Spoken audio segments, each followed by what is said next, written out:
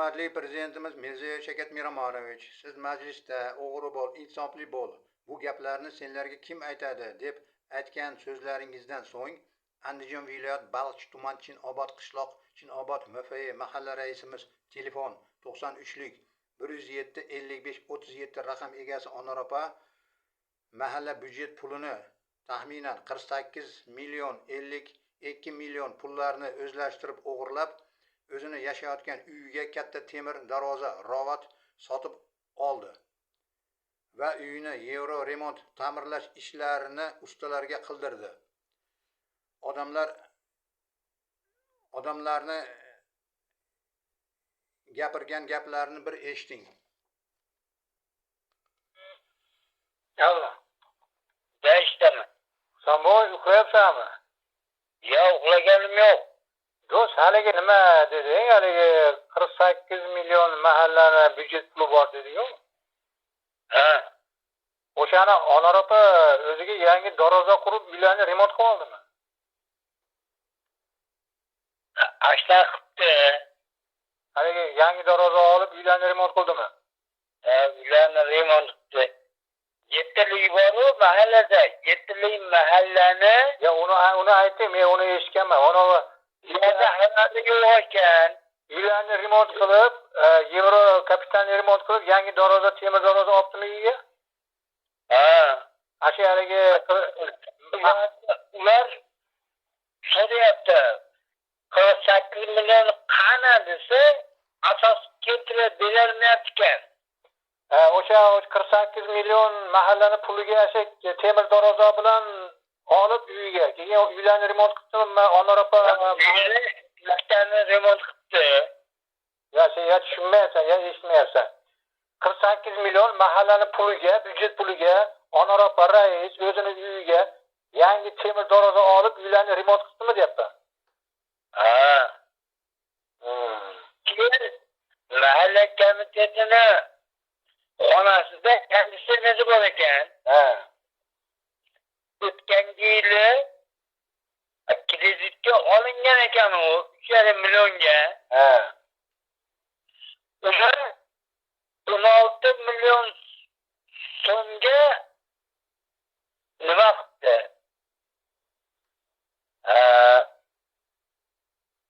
O'tkazdi-da, shu puldan mahalla komitetini byudjetdan puldan 16 million so'mga xatlabdi. Ha. Tushundingmi? Ha. Aytadi ular. Biz deb so'rasak, unga ketdi, bunga ketdi deb asos berilmayapti, deyapti. Onur opa rais oldayaptimi? Ha, ulardan asha yettilikni adayotganda unga ketdi, bunga ketdi, haqiqiy asos yo'q ekan.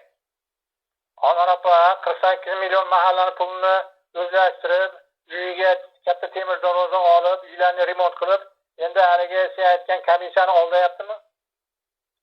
Ha, yettilikni adayotganda oldayaptimi? Ha, asos keltirib berilmayapti ekan. Bo'pti, nima gaplashamiz do'st? Bo'pti. Ha, telefon qildingmi? Ha, telefon qildim. Ha, tinchlikmi? Kamoljon, bizga qishda bizga beriladigan mahallaga beriladigan ko'mirni 10 tonna 15 tonna o'zini odamlariga tarqatib qo'ygan ko'mirni 3000 so'mdan ko'mir kelgan ekan. Kilosi. Ha. Buni 6000 so'mdan boshqa mahalla komitetiga sotib foydalangan ekan. Kimga sotib? Boshqa mahalla komiteti bilan gaplashib, 3000 so'mning narsaga 6000 so'mdan o'tkazgan ekan. Ha, tushundim. Sizlarga mahallalarga olib kelgan ko'mirni boshqa mahalla bilan kelishib, ularga sotib pul qildi. Shunaqa deyapsanmi? Xo'sh, ha. Ya'ni o'zi boshqa mahallaga sizlarni ko'mirlarni sotib, hali mahallaning ko'mirini pul qilib, o'zini mahallani bitta-yu. Ya sen tushunmayapsan gapni, eshitmayapsan. Hozir sizlar mahallaga kelgan ko'mirni boshqa mahallaga borib sotib, o'z cho'ntagiga pul ishladimi Anor opa? Ha, o'shani so'rayapman, ha.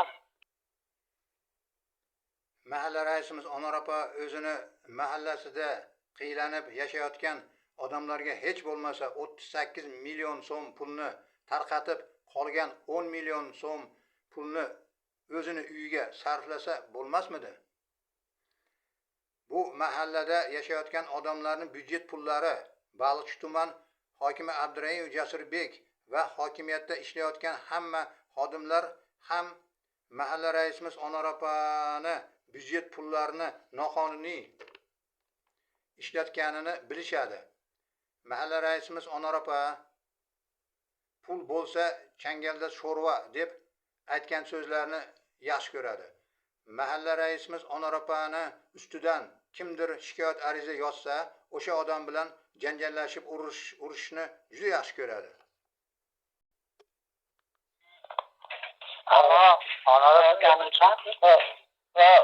Endi hozir nimaga men hozir tinchlik buzilib tushmay qoldim gapingizga. Nima bo'ldi? Yo'q, hozir zo'rchi bilan yoqqa bu yoqqa aylantirib boshimga tegib ketay dedi. Siz haligi bir asabiylashib birada deysiz, nima keldingizmi yo'q? Nima razbor qilaman deb tushunmadingiz. Yo'q, men razbor qilaman demadim. O'tib ketayotgandim. Ko'rishib gaplashdik xolos. Hech qanaqa sizga adalжение ham qilganim yo'q. Просто hazillashib, kulishib o'tib ketdim. Xolos, hech qanaqa bir nimani boshqa odamlarni hazillashib, men uni hazillashadigan odam emasman, umuman boshqa odamman men, Anor opa. Ha, bo'ldi, bo'lmasa to'g'ri qildim. O'rchining meni. Men boshqa odamlarga o'xshatmayman, men umuman boshqacha odamman men. Bo'ldi, hech shu vaqtda aytmadingiz menga unaqa qilmang deb. Menga hali zo'nchishda haligi herpib, aylantirib, boshimni uraman dedingizmi? Hali asabiylashib tushunmay qoldim. Asabiylashganim yo'q, hazillashib kulishdim. Ikkovimiz bir-birimizga unaqa qilmaylik. Men sizni hurmat qilaman. To'g'ri, samimiy, yurak-yurakdan gaplashdim. Men uni hech qanaqa bir yomonlik niyatida yo bo'lmasa bir anaqada gaplashganim yo'q. Mahalla raisimiz Anor opa bu dunyoda hamma o'g'ri deb aytyapti. Demak, hurmatli prezidentimiz Mirziyoyev Shavkat Miromonovich sizni ham Anor opa o'g'ri deb o'ylayaptimikan? Xalqning ovozini eshitmadik. Erkinlik nafasi yoqadimi? Menga yoqadi. To'g'ri, menga qiyinroq bunday ishlash. Hamma aytadi, yo'q qo'y deydi. Yo'q, yo'qmayman. Yana oldingida prokuror, SMB tekshiruvchi bo'laversinmi? Biz niyatimizga yetdikmi? Birimiz ikki bo'ldimi? Shuning uchun erkinlik nafasi ommaviy axborot vositalarida do'st bilib, nur ustida gapirsin, adolatli gapirsin. Tanqid qilsin, to'g'ri tanqid bo'lsin. Shu qishloqqa, maktabga, ta'limga foydasi bo'lsa, durustga dur. Men har kuni o'qiyman, internetda ham o'qiyman. Hamma kim qanday gapirgan vaqtim boricha 2 soat qo'limga qalam olib, o'zimga yozib olib, baribir 10 ta fikrdan 9 tasi to'g'ri bo'lib chiqadi.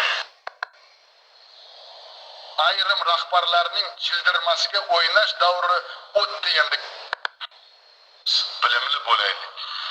Bilimli xalq san'ati mashhur, ilmi mashhur, olimlari mashhur, davlat, millat kelajagi baribir buyuk bo'ladi. Men bunga ishonaman. Bitta narsani eslatdi, bugun Eronda rahbari kelayotgan bo'ldi-da, menga keyin topshiriq bo'ldim-da, rayonda hokimman, yosh. O'sha paytida islom degancha aytdilarki, olib boramiz dedi, o'sha haykalda dedi, haykalga gulchambar qo'yilishi kerak. Lekin men sizlarga nima uchun bu gaplarni aytdim? Meni tezroq Toshkentdan yo'q qilishga juda ko'p odamlar bu qishloqdan kelgan qachon ketadi degan juda katta kurash bo'lgan. 10 dakika 7 da menga telefon bo'layapti qabulxonamdan. Shavkat Miromonovich, голову Улугбека снесли, deyapti. Я говорю, какую голову? Какой еще Улугбек? Памятника голову снесли. То есть shunday tayinlanganki soat 10:10 kortej keladi, prezident keladi, Eron prezidenti bilan haykalda kallasi bo'lmaydi, shu bilan Mirziyoyevni ham kallasi ketadi. Ko'p joylarda rahbarlarimiz, hokim, viloyat, rayon hokimlari, ko'p mutasaddi tashkilot rahbarlari yo'l, suv, qurilish sohasida, tibbiyot sohasida, maktabgacha ta'lim sohasida tushunmagan rahbarlar juda katta korrupsiyaga berilib ketgan. Peshana terimiz bilan mana shunday og'ir, shiddatli zamonda, tahlikali zamonda koronavirusga uchrab iqtisodiyotimizni barqaror qilish va bir so'm pulni topib xalqimizga yetkazish bo'yicha juda katta harakatlar qilyapmiz. Endi qonun ustuvor, jazo muqarrar bo'ladi. Xalqimizning oldida uzr so'rab, mana shu oxirgi marta sizlarni ogohlantirmoqchiman. Korrupsiyani agar biz kichkina korrupsiyada, mana Samarqand viloyati hokimi o'zi gapirib bersin, pastda bug'unda, maktabgacha ta'limda, tibbiyotda qancha poraxo'rlar borligini. Mana Andijonda viloyat hokimligining bitta noinsofi $128,000 olyapti, $30,000 olyapti. Nima Abdurahmonov xizmat rahbari bilmaydimi? Prokuror bilmaydimi? Abdurahmonov sezmaydimi atrofida kim yurganligini? Bitta odamni norozi qilib $5 olgan bo'lsa ham prezidentning siyosatiga xiyonat deydi. Men o'zi prokuror degan odamni kechirasizlar juda yomon ko'raman. Bu ochiqcha aytaman, o'zi birinchi o'g'ri ular, hammani tag'i o'g'rilikka da'vat qiladi. Eng katta o'g'ri ular. Bularning uylarini qaranglar, tagidagi mashinalarni qaranglar. Nima bular? Atomli reaktor izobretat qilyapti. Familiyasi yoshtirilmaydi bitta ahmoqlar. Lekin prokuror bo'lgan tanishuvchilar. Berdik 30 milliard, 50 milliard pulimni olding. Nima qilasan o pulni? Sen nima? Katta xonangi pulimi bu? Minfinning puli. O'zbekistonga bitta noinsoflar. Birovni ishdan olish bo'lsa, darrov advokat bo'lasan. Jinoyat javobga tortish bo'lsa, darrov hammang advokat bo'lsin. Buni men qanday o'qib kabinetda tinch o'tira olay? Zamonaviy rais eng kamida har bir mahallada kamida 20 tadan xizmat usullar, xizmat sohasida o'zini mahallasini rivojlantirish kerak. Kutib o'tirish kerak emas. Qo'lida imkoniyati bor, qo'lida puli bor, sharoiti bor, hokim yordamchisi bor, yoshlar vakili bor, ayollar faollari bor, uchastkovoylar bor. Odamlar ham anoyi emas. Endi u mahalla raisidan talab qiladi: "Ey, meni hayotimni yaxshila, meni guzarimni yaxshila, meni yo'limni to'g'irla, suvimni to'g'irla, ish joy ber" deydi. Odamlar albatta qiynalganini men o'zim sezaman. Lekin shu vaqtgacha bizda bundaqa tizim yo'q edi. Agar xizmatlarni 20 tadan har bir mahallada qilsak, tasavvur qilinglar qanday o'zgarish bo'ladi.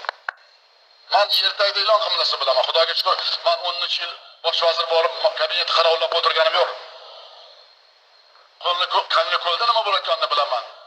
Boysunda nima qilganini bilaman. Qo'rg'ontepada qanday otni kim minganini ham yaxshi bilaman. O'rtoq Qo'chqorov o'zini past ostidagi o'zi yangi vazir, lekin u eski illat qolganlar hammasi pastda o'tiribdi, u kalamushdan qolganlar. Ularni yo'q qilmagancha men bu odam bilan ishlamayman. Kecha aytdim. Senga 10 kun so'rab, hammasini haydaysan dedi. Birortasi qolmash kerak. Yoshgina tajriba kerak emas. O'zi mana shu millat sevgan odam kerak. Qat'iy nazar qaysi millatdan bo'lishdan. Mamlakat sevgan odam kerak. Har kuni raqiblardan ham ko'p narsa o'rganishim kerak. Nimaga desangiz, faqat Mirziyevning fikri yo bizning partiyaning fikri to'g'ri emas. Ulardan ham o'rganishimiz bir xillari chiqib. Aytinglar menga, men yana nima qaror chiqaray? Aytinglar menga, men yana nima qilayin? Odamlar ishonish uchun bizga.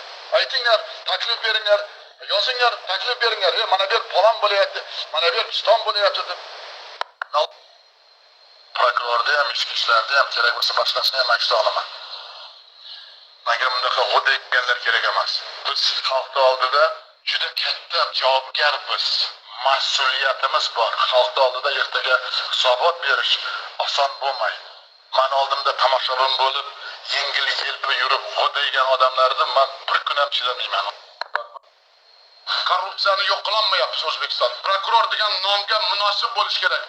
Qonun ustuvorligini ta'minlash kerak. Prokurorga odamlar bilasanmi, yorug' yuz bilan qarash kerak. Qani byudjetni pul? Hamma kishiga ketyapti. 3 yil ishlamasdan to'rxona to'letashib yuqurasan, hamma 20 ta mashina olasan. Qayerdan nima? Oylikni olasan. Sen insofli bo'lgin, o'g'ri bo'l, insofli bo'lsan.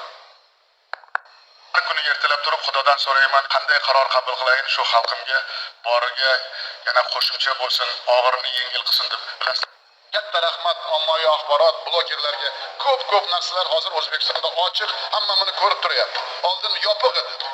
Lekin bitta narsani bilinglar, bu ochiqlik hech qachon orqaga qaytmaydi. Qanday ko'p ochiqlik bo'lsa, qanday ko'p ommaviy axborot vositalari odamlarimizga adolatli, haqiqiy muammolarni qancha ko'p bildirsam, men rahbar sifatida minnatdor bo'laman ularga. Qachongacha fuqarolarni adolat izlab prezident devoniga borishga majbur qilasizlar?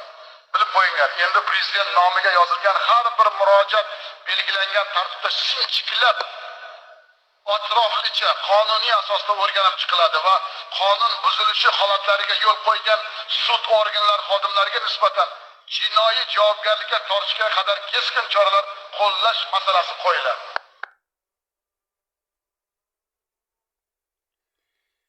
Men shu ish bo'yicha O'zbekiston Respublikasining qabulxonasiga telefon orqali 1000 raqamiga qo'ng'iroq qilib, mahalla raisimiz Onoropani ustidan 2026-yil 18-iyul kuni 400-246-26 sonli shikoyat ariza berdim. Hurmatli Prezidentimiz Mirziyoyev Shavkat Miromonovich, Chinobod bo'limi mahalla raisi telefon 93-157-55-37 raqam egasi Anor opa mahallani taqdimini 48 million 52 million budjet pulini o'ziga o'zlashtirib, raisimiz Anor opa o'zining uyiga katta temir darvoza oldi va uyda budjet pullariga ustalarni yevro remont ta'mirlash ishlarini qilishdi. İltimosim, meni arizamni Ichki ishlar vazirligiga va Andijon viloyati Ichki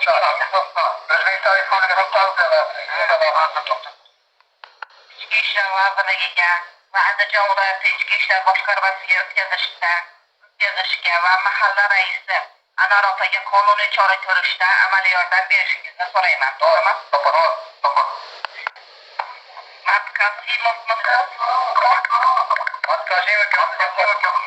Murojaatingiz tartib raqami 400.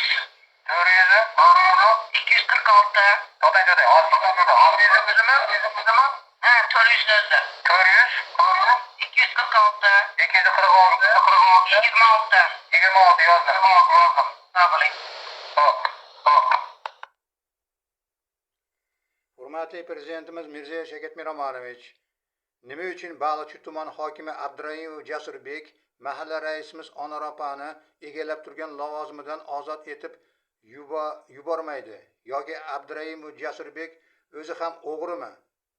Davlat byudjet pullarini o'g'irlayaptimi? Bizning Baliqchi tuman Chinobod qishloq Bog'iyram ko'chasida 2018-yili qurilgan yangi 2 qavatli uylarimizga chaqirilmagan mehmon bo'lib keling, yashash sharoitimizni bir ko'ring.